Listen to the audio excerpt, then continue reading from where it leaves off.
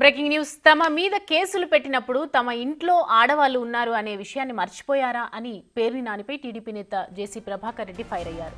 ఇవాళ మహిళల గురించి మాట్లాడటానికి పేర్ని నానికి అర్హత లేదన్నారు. చంద్రబాబుని నంద్యాలలో అరెస్టు చేస్తే సభ్యత గుర్తుకు రాలేదా అని ప్రశ్నించారు. పవన్ కళ్యాణ్ గురించి ఎన్నో మాటలు మాట్లాడారని, ఆయన మంచోడు కాబట్టి ఊరికే ఉన్నారని గుర్తు చేశారు. చంద్రబాబు మంచితనంతో తమ చేతులు కట్టేశారని, లేకపోతే పరిస్థితి వేరేలా ఉండేదన్నారు.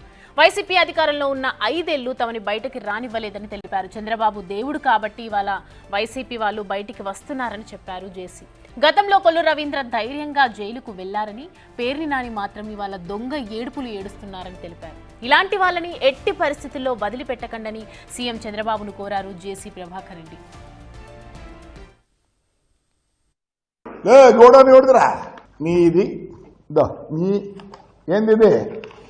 ఈ ఎలక్షన్లో అవిడవిట్టి నాయన ఇద్దో పేర్ని నాయన గారు ఇద్దో చూసుకో, ఇద్దో ఎవరు పెడుతుంది చూసుకో నాయన, ఎవరు పెడుతుందో జయసుధా వేరోస్ కన్స్ట్రక్షన్ అంటే వల్లపాలెం. మా దాంట్లో ప్రూఫ్ లేదు రే, ప్రూఫ్ లేదు. ధైర్యంగా రోజు చెప్పిన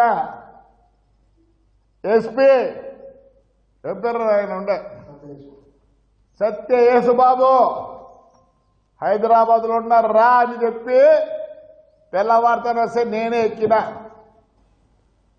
నువ్వు తప్పు చెప్పేది ఎక్కువ ఏంటి ఇలా కన్నీళ్ళు పెడతావు? నీకైనా పిల్లలు ఉండేది, ఆడవాళ్ళు అంటారు. నేనంటే కొట్టింది కొట్టింది ఏమంటే చంద్రబాబు నాయుడు మరి ఏమన్నా నాకు అర్థం కాదు. చంద్రబాబు నాయుడు ఆ మంచితనంతో మేము అందుకే బయటికి వస్తారు 5 ఏళ్ళకే.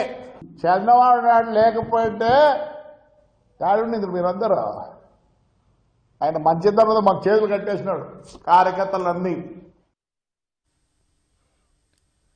ఓకే, జేసీ ప్రభాకర్ రెడ్డి అన్న మాటలు విన్నాము. దీనికి ముందు పేర్ని నాని ఏమన్నారు అనే మాటలు ఒకసారి విందాం. నేను అత్యంత ప్రేమించేటువంటి, దేవుళ్ళ కంటే మిన్నగా ప్రేమించేటువంటి, చనిపోయి మరణించినటువంటి నాకు జన్మనిచ్చిన తల్లి మీద ప్రమాణం చేసి నేను చెప్తున్నా. అంటే ప్రమాణం చేస్తే సరిపోద్దా అంటే నాకు జన్మనిచ్చిన తల్లి మరణించి ఉంది, ఆవిడ మీద ప్రమాణం కంటే నేను ఏం చేయగలను చెప్పండి?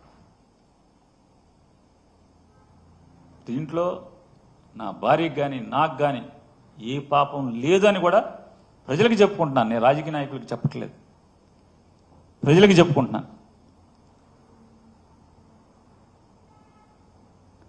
ఖచ్చితంగా ఇవాళ కాకపోతే ఎప్పటికైనా సరే నిజం తేట తెల్లమవుతుంది, ఎక్కడికి పోదది.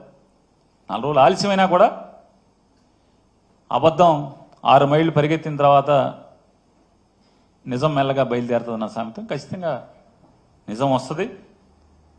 నేనైతే ఏ పాపం ఒడిగట్టలేదు, నా భార్య ఇందులో ఏ పాపం తెలీదు. అమాయకురాలని ఈ రకంగా నా మీద కక్షతో ఆవిడని చిత్రవద చేయటం, మానసికంగా ఆవిడ క్యారెక్టర్ని దుర్మార్గంగా అసాసిన్ చేసింది ఇన్నాళ్ళు అయిపోయింది. అంటే మేము ప్రభుత్వంలో ఉన్ననాళ్ళు ఆవిడ క్యారెక్టర్ గురించి అసహ్యంగా చిత్రీకరించడమే కాకుండా ఇవాళ ఆవిడ మీద కేసు కూడా కట్టి ఈ రకంగా అప్రదిష్ట పాలు చేయటం. ఏమనుంటే కక్ష నా మీద వేసేయండి, నన్ను మీ ఇష్టం వచ్చింది చేయండి.